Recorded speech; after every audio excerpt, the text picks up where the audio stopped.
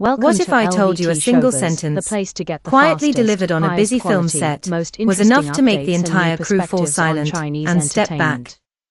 No shouting. No argument.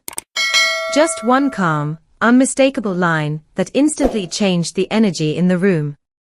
And the person at the center of it all was Li Qin, while the one who drew the line was Chen Zheyuan. Stay with me, because this isn't just a behind-the-scenes clip people are talking about. It's the kind of moment that makes viewers ask, was this professional care, or something much deeper that slipped through by accident? At first, everything felt routine, cables being checked, microphones tested, assistants moving quietly between marks. A film set is built on repetition, and everyone learns to keep emotions in check so the work can flow. Yet on that particular day, something shifted in a way that did not need to be announced. When Li Qin stepped out in costume, the atmosphere subtly tightened, as if the room had taken a single shared breath. It was not simply her appearance, or the lighting, or the importance of the scene. It was the collective pause. People who usually kept their heads down seemed to slow their hands. Conversations softened. Even the pace of walking changed. That kind of silent adjustment is rare on a professional set, where admiration is usually replaced by efficiency. And then there was Chen Zheyuan. In the background of the routine, his attention appeared unusually fixed, as if he had been watching not for the camera's sake, but for hers. Before anything dramatic occurred, the tension was already there, quiet, contained, almost disciplined. That is what makes the moment compelling, the sense that something private was pressing gently against the walls of professionalism. The incident itself is deceptively small, which is precisely why it resonates. A costume staff member approached Li Qin to adjust a minor detail near her collar, an ordinary part of filming, the sort of practical correction nobody notices twice. In most productions, it is a non-event. But here, the ordinary became charged. Chen Zheyuan's reaction is described as immediate, not theatrical. No raised voice, no public reprimand, no obvious confrontation. Instead, the tension sharpened in his posture, and in the stillness that followed him as he stepped closer. The set did not explode, it quietened. That is a different kind of power.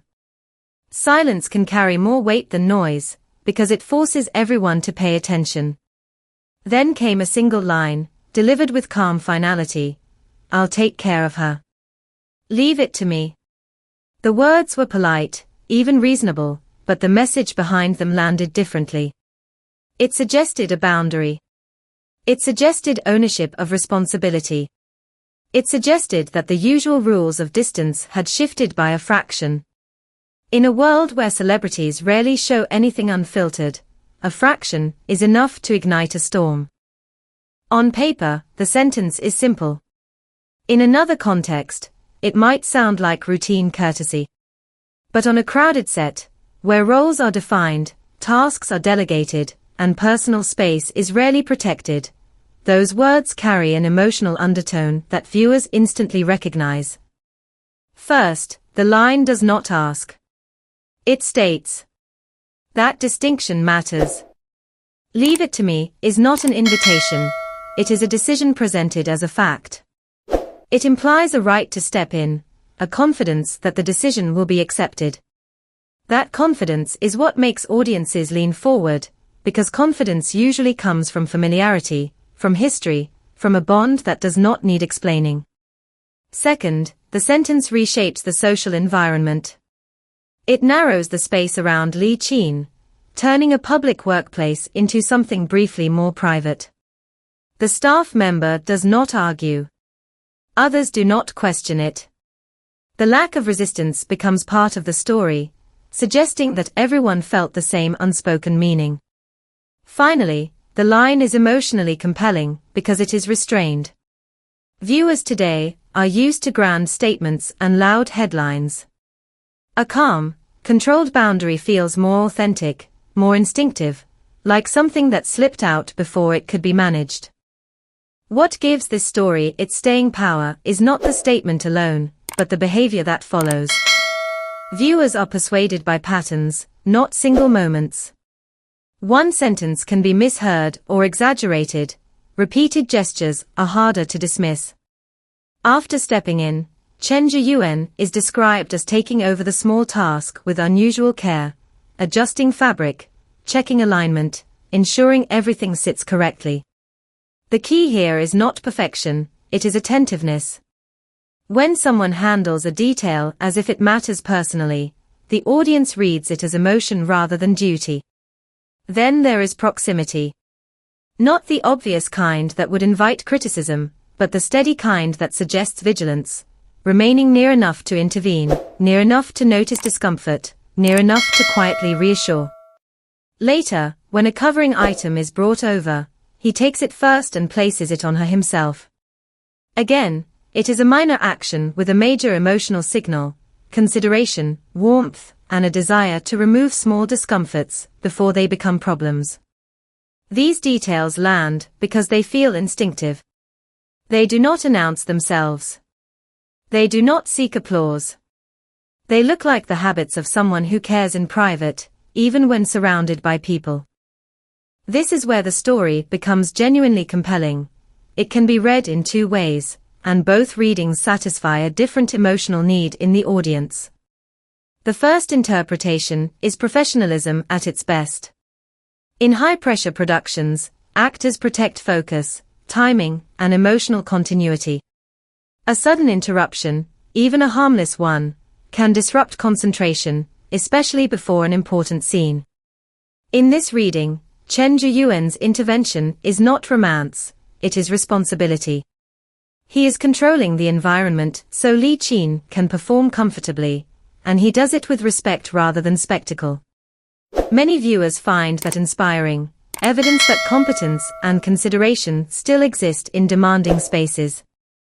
The second interpretation is more intimate. It frames the moment as a personal instinct that surfaced before it could be filtered. The calmness becomes the proof. He does not need to perform concern, because he feels it. He does not need to explain, because he assumes understanding. The behavior suggests protectiveness not as a job requirement, but as an emotional reflex. What makes both interpretations powerful is their shared core, care. Whether it is professional care or personal care, the audience witnesses a boundary drawn in the name of someone's comfort. That alone is enough to move people.